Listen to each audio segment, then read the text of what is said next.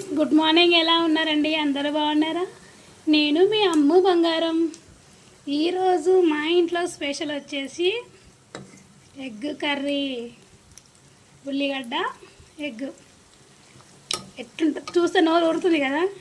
ఇట్లా మంచి వేడి వేడి అన్నం వేసుకొని, బయట వర్షం పడుతుంది, వేడి వేడి అన్నం వేసుకొని దీంట్లో ఎల్లిపాయ కారం వేస్తా. ఎల్లిపాయ కారం వేస్తే టేస్ట్ బాగుంటుంది కర్రీ. ఎల్లిపాయ కారం వేసి చేస్తా. టేస్ట్ అయితే సూపర్ ఉంటుంది తెలుసా. ఇగో